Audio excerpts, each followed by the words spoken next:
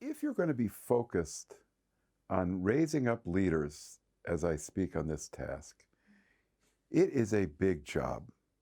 This is Daniel Juster coming to you from Jerusalem area of Restoration from Zion Ministries of Tikkun Global. I strongly encourage you to get a hold of our book, Relational Leadership, and to sign up for our newsletter and to be connected to our ministry of discipling, mentoring, planting, overseeing, teaching, so many of the things that we continue to do in our ministry. And so I want to continue talking about raising up leaders. There are two things that are really important in raising up leaders. Number one, you have to raise leaders that fulfill the standard for leadership for elders or overseers, bishops. We call them elders, we think it's the same. And for shamashim or deacons in 1 Timothy chapter 3 and Titus chapter 1. That itself is not the easiest task in the world, and a lot of people give them excuses for not doing that. And then the second thing that you have to do is train these leaders, give them courses, send them to courses, to know how to be equipped in basic counseling, in basic discipling of others, and in shepherding people so that their needs will be fulfilled.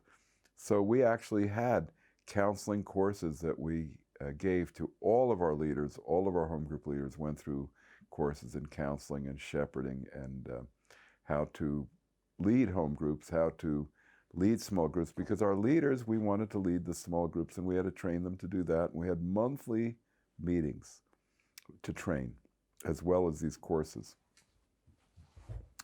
But I wanted to talk about training leaders. One of the great leaders that I was mentored by 40 years ago, his name was Bob Wright, and he said, these are the criteria for a person you can train into leadership.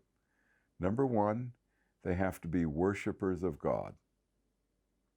Number two, they have to have their marriage and family in order, because that you see in 1 Timothy 3 and Titus.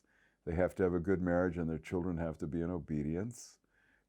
Number three, they have to be teachable. So if they're proud and unsubmitted and not teachable to you, you can't raise them into leadership.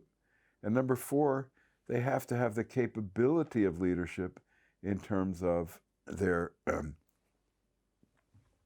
talent or capabilities or giftings from God just in their own personhood, that they have the intellectual and intuitive and perceptual abilities, that it can at least be there enough so it can be developed, so that they can lead a small group, so that they can convey the Word of God, not necessarily from the bema, from up front, but they can do this with a small group and they can keep things going and be trained into that. You've got to have those four. Now, a lot of people will say, I don't have those. I don't have anybody that fulfills those four. Most of the people in my congregation are struggling in their marriages. Their kids are climbing the walls and going crazy. And, they're really proud. And if I try to teach them anything, they reject it and they get angry at me for trying to teach them and correct them. And I don't know what their capabilities are because I can't get into their lives enough to know that. Well, you've got a big problem if that's true. But where do you begin? You don't begin by saying, I'm training you to be a leader. You say, I'm training you to be a mature believer. Because if you look at the standards of 1 Timothy 3, aside from the standard of being able to teach, they're the standards for any mature believer. And both elders and shamashim or deacons need to come into those standards for a mature believer. So what do?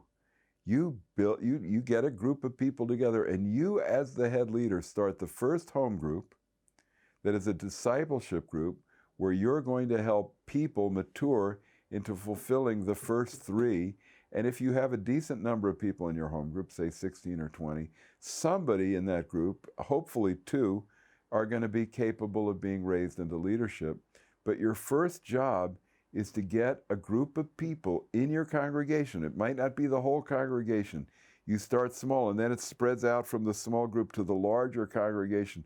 But you get a group of people that you disciple into being worshipers of God wholeheartedly. You teach on that, you demonstrate it. Number two, that they are having their marriage and family in order. And number three, that they are teachable. You have to teach people to be teachable. Teach them what it is. Now, that means that you have to disciple them in having a devotional life, because they can't grow into these things without a devotional life. How to attain, reading the Word every day, praying, how to develop their life with God. That's what you teach the people in the small group. And then, marriage and family in order. I think some people say, well, he's not qualified for ministry because his adult children didn't continue to walk in God. Well, you don't know where those adult children are going to be. The person at 25 who's not walking with the Lord might walk with the Lord at 35.